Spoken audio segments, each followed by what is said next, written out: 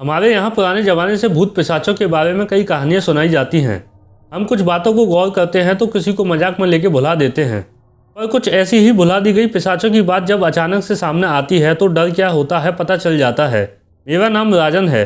मैं मार्केटिंग में एक जगह काम करता हूँ। मेरी नौकरी की वजह से मुझे हमेशा यहाँ वहाँ घूमना पड़ता है। रात के समय बहुत बार लॉज होटल में रुकना होता है।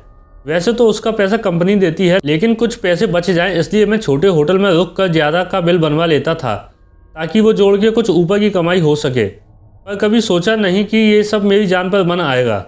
मैं एक बार शाहपुर नाम के छोटे से शहर के लिए अपनी बाइक से निकला था। कंपनी का काम था और वहाँ से ऑर्डर भी लेने थे।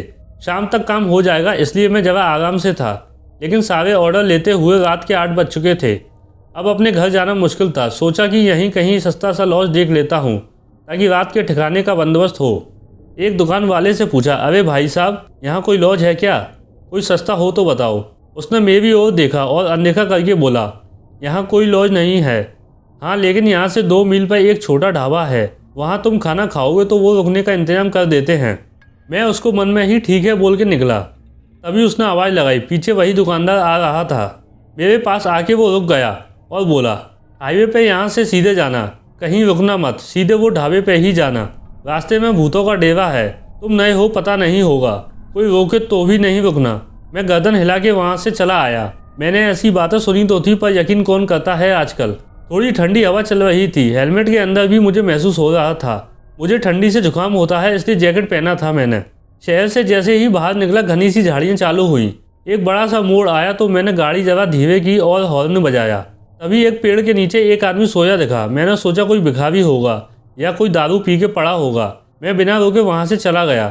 थोड़ी दूर जाने के बाद एक रोशनी दिखी। मुझे लगा वही ढाबा होगा जो वो दुकानदार बोल रहा था। पास जाके देखा तो एक छोटा सा घर था, वहाँ लिखा था होटल माया। एक दिया जल रहा था और बाहर एक कोने में आग भी जल रही थी।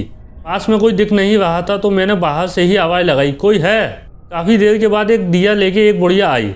वो काफ़ी उम्र की लग रही थी, लकड़ी के सहारे चल रही थी। देखने से सब कुछ ठीक लगा तो मैंने उस बुढ़िया से पूछ लिया, अम्मा यहाँ रात के लिए रुकने के लिए कोई कमरा मिलेगा? जो बनता है वो किराया दूंगा। मैंने सोचा कि ये क्या किराया लेगी, 150 लेके निकल जाऊंगा और सुबह 500 का बिल बना के ऑफिस में दे दूंगा, ऊपर का अपना फ़ायदा ही होगा। वो बोली, हाँ, अगर खाना चाहिए तो वो भी मिलेगा। मैंने साथ में कुछ बिस्किट और चिप्स के पैकेट रखे थे। ये सब मैं हमेशा साथ में रखता हूँ। सोचा कि इसको रात को दिखाई देता होगा कि पता नहीं, खाना बनाने में कितना टाइम लगे क्या पता। मैं बोला, नहीं अम्मा, मैं शहर से निकला तो खा के आया था वहाँ से। तुम कमरा दिखा दो, सुबह जल्दी निकलना है।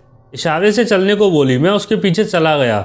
घर अंदर से काफ़ी साफ सुथरा था। भीतर जाते ही दाहिनी तरफ 2 कमरे थे। एक में मुझे छोड़कर वो चली गई। मैं भी थका हुआ था, थोड़े बिस्कुट खा लिए और साथ में लाया पानी पी के खटिया पर लेट गया। खटिया जगह छोटी थी, मेरे पैर बाहर लटक गए। मैं पैरों को थोड़ा मोड़ के करवट लेके सो गया। थका हुआ था तो जल्दी नींद भी लग गई। मेरी आंखें खुली तो 12 बज चुके थे। मैंने अपना मोबाइल उठाया तो पता चला मुझे कुछ कुतरने की आवाज़ आई। मोबाइल की टॉर्च जलाई तो देखा चूहा था। उसको भगाया और सोने की कोशिश करने लगा। तभी बाहर से रोने की आवाज़ आई और साथ में कुछ तोड़ने की भी। मैं जरा चौंक सा गया।